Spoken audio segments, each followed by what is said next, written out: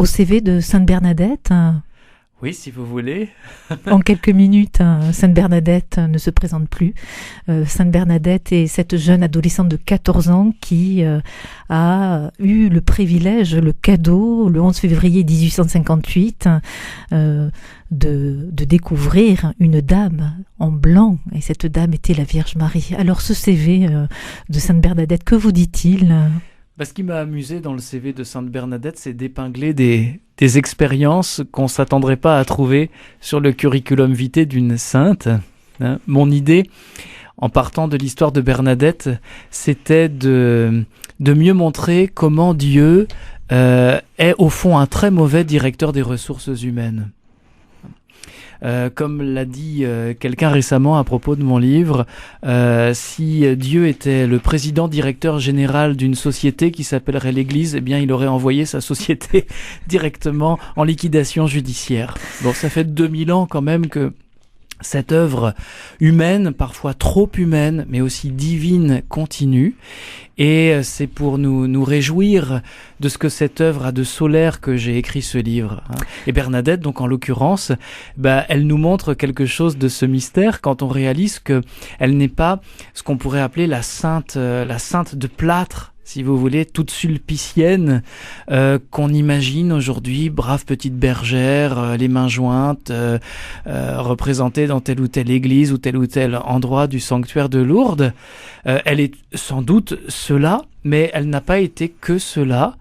Et quand on lit la littérature savante sur Lourdes, ce que j'ai été obligé de faire comme prédicateur du pèlerinage du Rosaire. Vous avez bien travaillé. J'ai beaucoup travaillé. Vous avez travaillé aussi pour le livre, mais on y reviendra. Et pour le pèlerinage, en fait, qui est au point de départ de ce livre, eh bien, il m'a fallu me replonger dans les travaux, par exemple, de l'abbé Laurentin.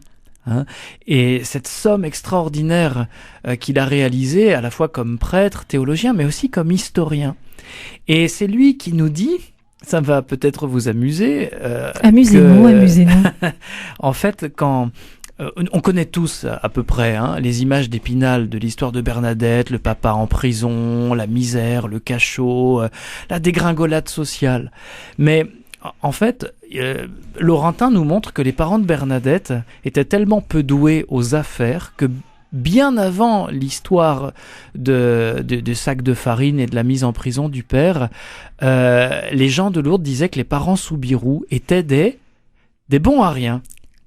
Alors vous imaginez, quand j'ai lu ça sous la plume de Laurentin, j'avais déjà à l'esprit le titre du livre, La gloire des bons à rien, donc j'ai pas donné un coup de stabilo sur le livre de Laurentin qu'on m'avait prêté, sinon le bibliothécaire aurait été furieux, mais de fait ça a fait tilt.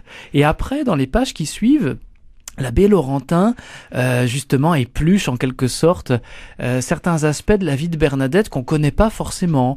Par exemple, le fait que pour survivre, elle a exercé des petits boulots, et l'un d'entre eux répond au nom amusant de bistrotière. Elle a travaillé dans un bistrot, et c'est vrai que ça fait un drôle d'effet d'imaginer notre sainte Bernadette servant sans doute de l'alcool dans un milieu très très masculin, sans doute souvent assez grivois, qui ne nous engage pas donc sur les rails d'une sainteté éthérée telle qu'on pourrait l'imaginer. Vous voyez, quelque chose de très angélique, très épuré. Vous avez été découvert des choses sur Sainte Bernadette que, au fond, même Dominique, docteur oui, parce que qui enseignait les pères de l'Église à l'Institut catholique, est-ce que vous êtes laissé surprendre par la vie de Bernadette? Complètement, parce que je suis pas docteur S. Bernadette, ni même docteur S. Lourdes. Et au fond, que vous dit-elle, Bernadette, à vous, frère religieux dominicain? Par exemple, moi, ce qui m'a beaucoup touché sous la plume de Laurentin, c'est quand il revient sur l'histoire les tantes de Bernadette qui accompagnent Bernadette à la grotte. Eh bien, en fait, on n'imagine pas le mauvais effet que ça pouvait faire, parce que, bien, on savait à Lourdes que ces femmes, pardonnez-moi l'expression, elles avaient fêté Pâques avant les rameaux, comme on dit chez moi encore, à la campagne. c'est-à-dire que elles étaient tombées enceintes avant leur mariage. Elles avaient été mariées comme il faut ensuite, mais au 19e siècle, ça passait sans doute beaucoup moins bien, vous l'imaginez, qu'aujourd'hui. Et voir que ce sont ces femmes qui flanquent Bernadette pendant les apparitions, là encore, ça fait un drôle d'effet, on s'y attend pas. Ou encore quand on apprend que Bernadette, elle a un drôle de tempérament, c'est une fille joyeuse, elle est gaie, elle rit, même elle éclate de rire. Et on le lui reproche, ça fait pas sérieux sur le CV d'une sainte de rire comme ça, de ne pas tenir sa langue, de ne pas se tenir tout court quand elle est interrogée par exemple par les pouvoirs publics à Lourdes ou par les pouvoirs ecclésiastiques. Et alors Bernadette, elle se démonte pas, elle répond que pendant les apparitions, la Sainte Vierge, elle rit de bon cœur avec elle. Donc Bernadette éclate de rire pendant les apparitions et Marie rit avec elle. Et c'est pas forcément cet aspect de la vie du ciel qu'on imagine se manifester dans la grotte de Lourdes. Alors Bernadette, vous évoquez aussi ces temps de conversation avec la Vierge Marie, et la Vierge Marie qui vous voyait Bernadette. Marie qui vous voit Bernadette, qui lui parle en patois, qui utilise des formules de politesse exquises. On a sans doute tous à l'esprit ce « voulez-vous me faire la grâce de venir 15 jours dans ce lieu ?» Un lieu, on va peut-être en reparler, mais en plus un lieu sinistre, sordide. Qui lui aussi est abîmé par une réputation un peu infâme, si vous voulez. C'est pas un lieu où on a envie de se rendre pour rencontrer pour la Sainte Vierge, pour prier la Reine des Anges, comme on l'appelle dans la dévotion populaire, par exemple. Vous pensez à la grotte Massabielle. Je pense à la grotte Massabielle. Qui n'était pas à l'époque cette grotte Massabielle que l'on connaît aujourd'hui, où des millions de pèlerins du monde entier vont en pèlerinage et prient. C'est propre. C'est propre. À l'époque de Bernadette. Il y a eu les crues successives, alors on a tout retapé. Quand on va à Lourdes, c'est pavé de marbre ou de granit. Voilà, la roche de la grotte est polie à force d'être touchée par les pèlerins. Tout est lisse, tout est très léché. À l'époque de Bernadette. À l'époque de Bernadette, c'est une porcherie. Ouais. Stricto sensu, puisque on l'appelle la tutte au cochon, et que donc c'est le lieu aussi où les porcs viennent s'abriter, viennent sans doute se nourrir, et donc on imagine que c'est un lieu très sale. Je ne vais pas vous faire de dessin, mais quand Bernadette creuse dans la terre de la grotte, parce que Marie lui demande de mettre au jour la fameuse source de Lourdes, eh bien elle plonge les mains dans la gadoue, dans une boue qui a sans doute quelque chose d'assez répugnant. Et on sait qu'à plusieurs reprises, Bernadette fait ce geste. Elle n'arrive pas à boire du premier coup parce que l'eau est sans doute dégoûtante. Et quand elle porte cette eau à son visage pour la boire, elle se met de la boue plein le visage. Alors on se dit, mais qu'est-ce que c'est que cette gamine qui marche à quatre pattes dans la gadoue, qui se met de l'eau boueuse sur les joues? À quoi ça rime? C'est un épisode parmi toutes ces visites de Marie, l'épisode de la boue, de la fontaine, un épisode fort dans la vie de Bernadette.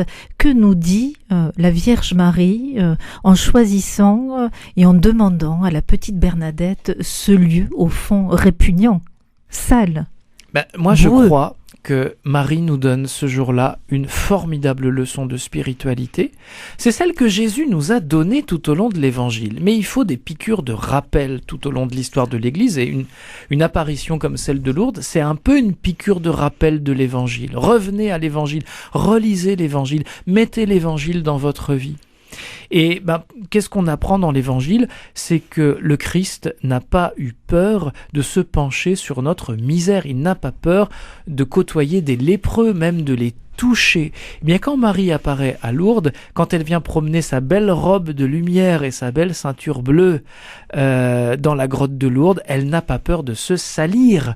Bernadette est sans doute salie par la boue, mais le ciel n'a pas peur de descendre dans cette misère. Et moi, j'y ai vu vraiment une image de ce qui se passe quand le ciel se penche vers nous et descend dans nos cœurs, dans la boue de nos cœurs qui sont des cœurs de pierre, comme la roche de la grotte de Lourdes.